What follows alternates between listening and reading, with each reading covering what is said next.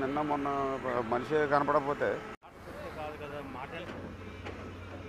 పని చేయాలి, జనరేటర్ పెట్టుకోవాలి, లైటింగ్ పెట్టుకోవాలి, 4 షిఫ్ట్లు పెట్టాలి, 4 యూనిట్లు పెట్టాలి.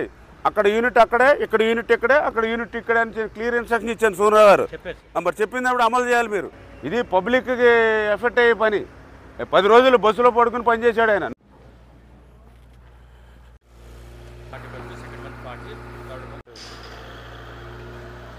అసలు అక్కడ ఓపెన్ చేశారు కదా, ఇది ఒకటి వస్తుంది అలా ఓపెన్ చేసుకున్నది.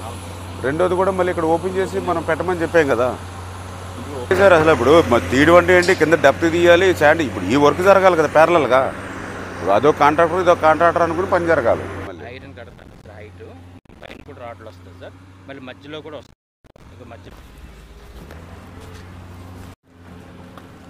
అందరినీ పెట్టుకోవాలి గట్టిగా, యుద్ధ ప్రాతిపదిక మీద టకటకా వెళ్ళిపోవాలి తప్ప మీకు చుట్టూ మీరు జనరేటర్లో పెట్టుకుని లైట్లు కర్రలు కట్టి జనరేటర్లు పెట్టేసి లైట్లు వెలుగుతూ ఉండాలి. 3 8 24 గంటలు కూడా పని చేయాలి. 8 అవర్స్కి షిఫ్ట్. మీకు ఐరన్ అయినా సరే, శాండ్ ఫిల్లింగ్ అయినా సరే, కాంక్రీట్ బెడ్ అయినా సరే, ఎర్త్ వర్క్ తీసుకునేవాళ్ళు 4 వర్క్లు ఉన్నాయి మీకు. 4 కూడా 4 దేని పని దానిదే జరుగుతుండాలి. ఈ పనే మీరు ఎదురు తీసుకెళ్తా ఉన్నారు. ఇప్పుడు అటు నుంచి కూడా పెట్టుకోండి. ఇప్పుడు ఇక్కడ రెండు పెట్టారు కదా వెహికల్స్, ఇక్కడ ఈ 2 ఇక్కడ తీస్తుంది మట్టి. ఇప్పుడు నువ్వు ఇంకో 100 మీటర్లు అక్కడ కూడా 2 మిషన్లు పెట్టండి. అక్కడ కూడా 2 కాబట్టి మధ్యలో కూడా పెట్టుకోండి, ఒక 5-6 మిషన్లు పెట్టండి.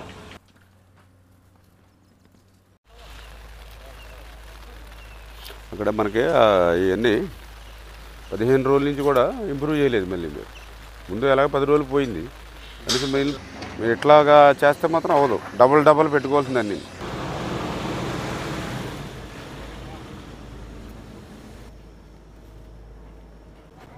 లారీ దగ్గర అదే 100 సార్, అక్కడి నుంచి ఇంకో 100 సార్.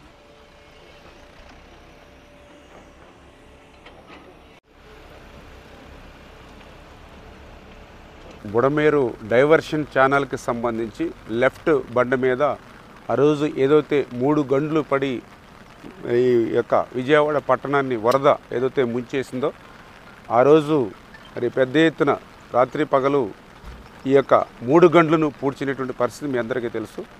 భవిష్యత్తులో కూడా ఎక్కడైతే గతంలో గంటలు పడ్డాయో అక్కడే మళ్ళీ గంటలు పడేటువంటి అవకాశం. ఎందుకంటే మొన్న వరదకి కాదు, గతంలో ఎప్పుడు వరద వచ్చినా కూడా ఈ ప్రాంతంలోనే పులివాగుకి వచ్చేటువంటి ఏదైతే వాగు ఉందో దానికి ఆపోజిట్గానే ఈ బండ ఉండడం వల్ల ప్రతిసారి ఇక్కడే బండకి గండి పడుతుందని ఏదైతే అధికారులు కానీ ఇక్కడ ఉన్నటువంటి స్థానికులు కానీ చెప్పినటువంటి మీదట గౌరవ ముఖ్యమంత్రి గారి యొక్క ఆదేశాల ప్రకారం 28 కోట్ల రూపాయలతోటి ఈ 3 గంటల వెంబడి కూడా ఒక పర్మనెంట్గా ఒక సీసీ వాల్ని నిర్మాణం చేయాలని చెప్పేసి టెండర్స్ని కూడా మనం పిలవడం జరిగింది. అందులో అగ్రిమెంట్ వాల్యూగా 23 కోట్ల రూపాయలతో పనులు చేపట్టడం జరిగింది.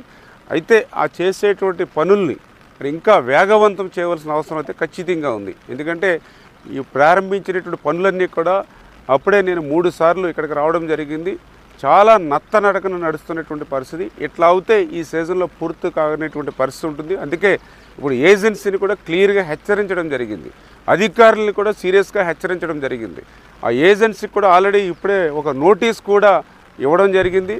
అవసరమైతే ఇన్ టైంలో చేయకపోతే బ్లాక్ లిస్ట్లో కూడా పెడతామని చెప్పేసి కూడా హెచ్చరించి ఈ యొక్క ప్రజలకి ఏ విధమైన ఇబ్బంది లేకుండా ఇమ్మీడియట్లీ యుద్ధ ప్రాతిపదికన షెడ్యూల్ని కూడా ఎవ్రీడే ఏ రోజుకు ఆ రోజు జరిగేటువంటి పని కూడా షెడ్యూల్ని పెట్టుకుని షిఫ్ట్లు కూడా 3 షిఫ్ట్ల కింద 3 8 24 గంటలు షిఫ్ట్లు పెట్టుకుని యుద్ధ ప్రాతిపదికన ఆ పనులు ఏదైతే ఈ నత్తనడకన జరుగుతున్నటువంటి పనులను స్పీడ్ చేసేటువంటి విధంగా రేపు వర్షాకాలం అంటే ఈ సీజన్ ఆల్రెడీ స్టార్ట్ అయిపోతుంది.